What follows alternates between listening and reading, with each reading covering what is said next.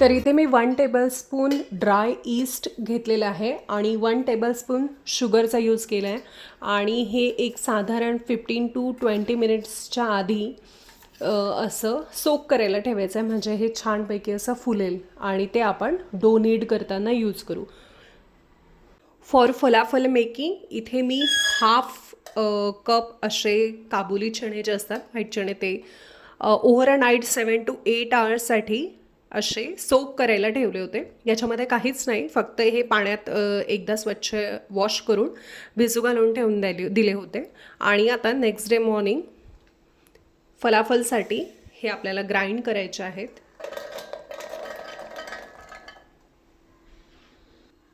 त्यानंतर एक बिग साईजचा अनियन मी याच्यामध्ये ॲड करते.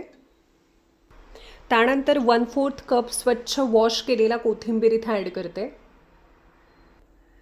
त्यानंतर इथे माझ्याकडे जिंजर गार्लिकची पेस्ट ही रेडीमेड अवेलेबल आहेच, तर ती मी इथे ॲड करते 1 टेबलस्पून.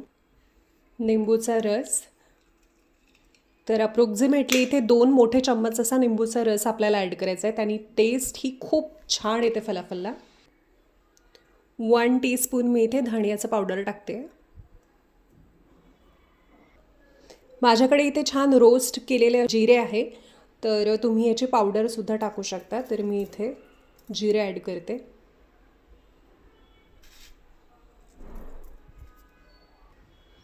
त्यानंतर 2 मोठे चम्मच इथे तीळ टाकायचे आहेत.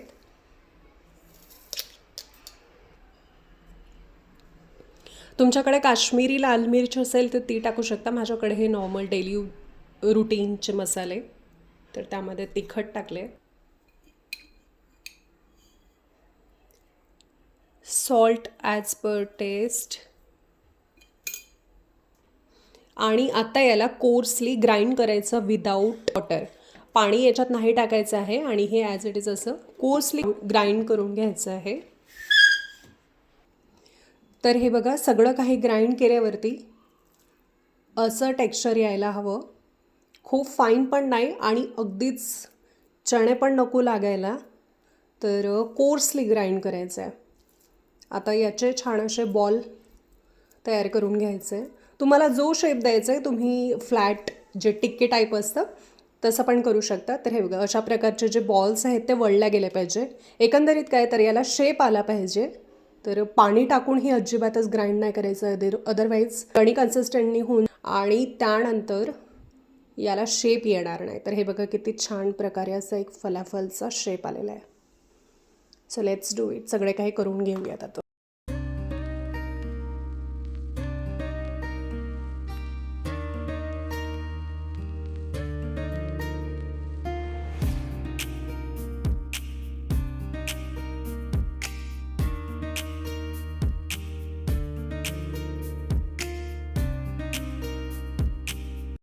तर हे बघा, इथे सगळे बॉल्स रेडी आहेत आणि थोड्या वेळ आता याला ठेवते आणि त्यानंतर डीप फ्राय करून घ्यायचे आहेत.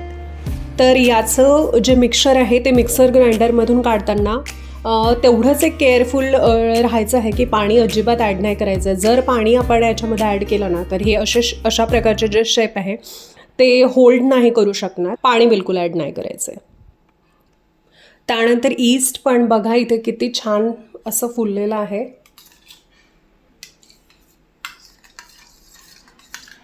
आता पिटा ब्रेडसाठी लागणारा डो आपण रेडी करून घेऊयात. ट्रेडिशनल रेसिपीमध्ये तर मैद्यापासून पिटा ब्रेड बनवली जाते, पण मी इथे मैदा अवॉइड करणार आहे आणि त्या जागी जो चपाती गव्हाची जी कणिक असते तर त्यापासून मी इथे पिटा ब्रेड रेडी करणार आहे. तर इथे असे 2 कप मी हे गव्हाचं पीठ घेते.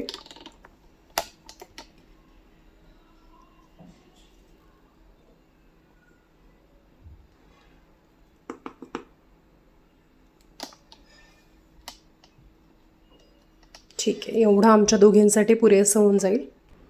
तर इथे गव्हाचं पीठ थोडं अंदाजानेच घ्यायचं आहे, कारण हे जे आपण ईस्ट घालणार आहोत याच्यामध्ये फर्मेंट झालेलं, त्यामुळे हा आटा चांगलाच डबल होणार आहे.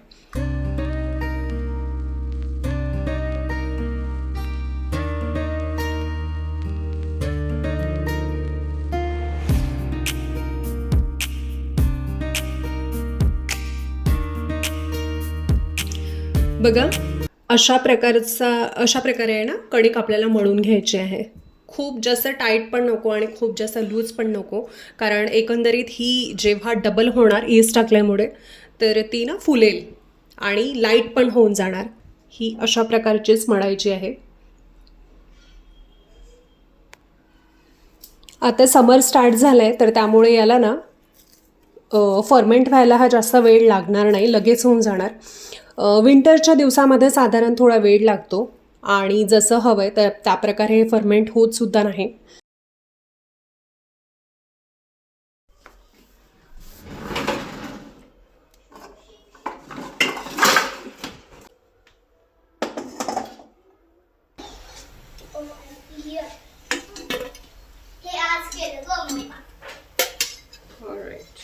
हो कर ना तू टेस्ट, पण थांब थोड्या वेळाने गरम आहे, जाम गरम आहे. मी देते ना तुला टेस्ट करायला.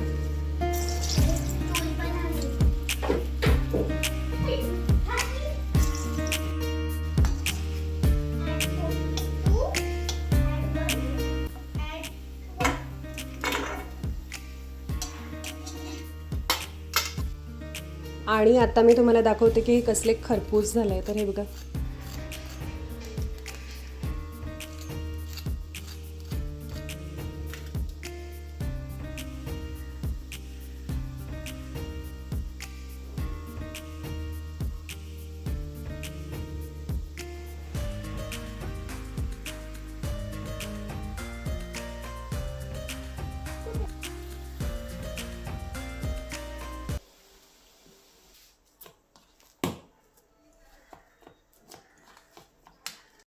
इथे आता मी सगळ्या ब्रेड्स ज्या आहेत ह्या लाटून घेतलेल्या आहे.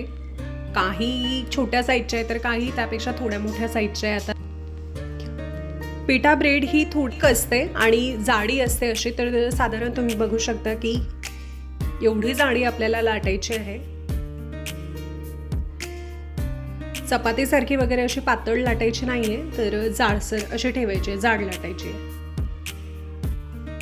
आता ह्या पिठा ब्रेड ज्या आहेत ना त्या अवनमध्ये खूप छान होतात, म्हणजे अवनमध्ये केल्यात तर काही बघावंच नाही लागत अशा. पण आता मी इथे तव्यावर करणार आहे, तर तवा छानपैकी इथे गरम करून घेतला आणि आता याला शेकणार आहे छान मस्तपैकी. तर चला बघूया. मी पण फर्स्ट टाइम तव्यावर बनवते, तर बघूया त्याचा रिझल्ट हा अवनसारखा येतो की कसा.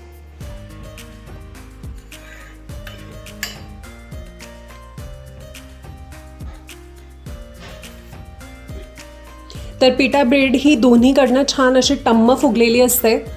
त्यानंतरच आपण त्याला कट करून त्यामध्ये छान मस्त फिलिंग घालू शकतो. तर हे बघा, आय होप ही छान अशी फुलेल आता.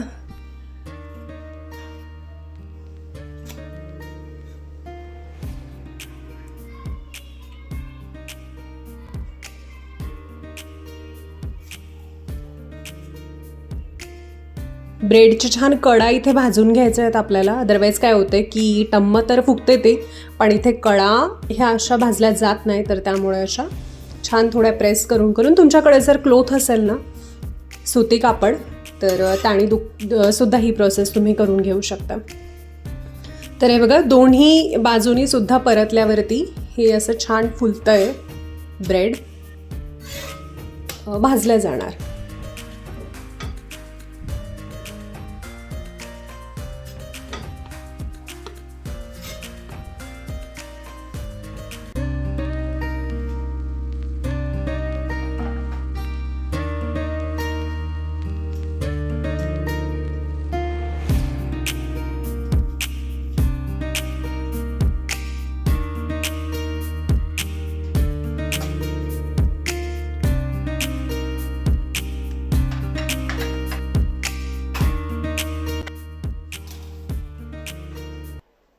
तर हे बघा, ब्रेड खूप छान झालेली आहे.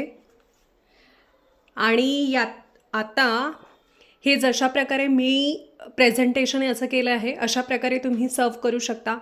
एल्स तुम्ही याचे पॉकेटसुद्धा करू शकता. तर हे इथे मी एक ब्रेड घेतली आहे आणि आता याला इथे मी कट करते.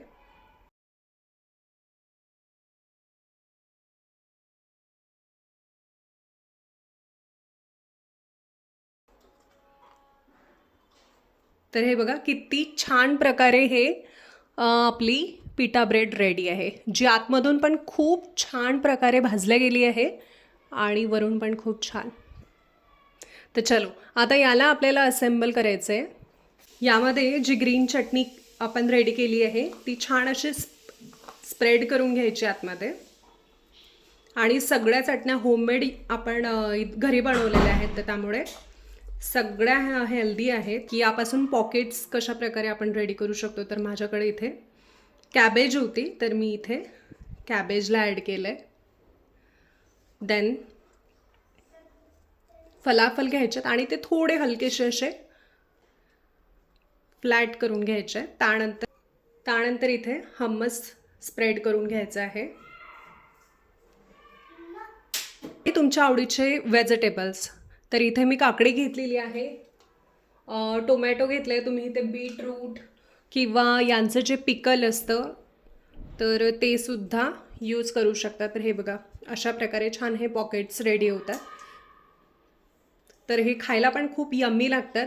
मार्केटचे जे प्रिझर्वेटिव्ज, सॉसेज वगैरे, मेयो वगैरे असं काहीच यूज न करता हे बघा किती छान अगदी घरच्या घरी ह्या चटण्या आपण केलेल्या आहेत.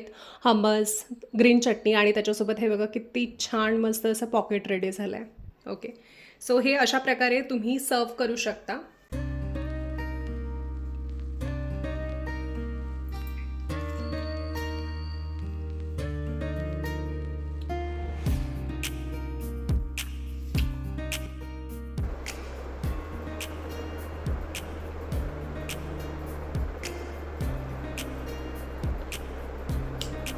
होमवर्कच्या बुकमध्ये मिष्टू इथे काय करत आहे, तर मिष्टू इथे मेहंदीची डिझाईन काढत आहे. हो, टीचर ओरडणार ना. मिष्टू, टीचर म्हणणार ना हे काय चाललंय.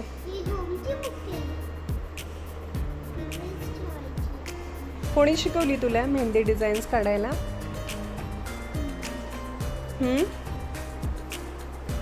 दीदी मी शिकवली.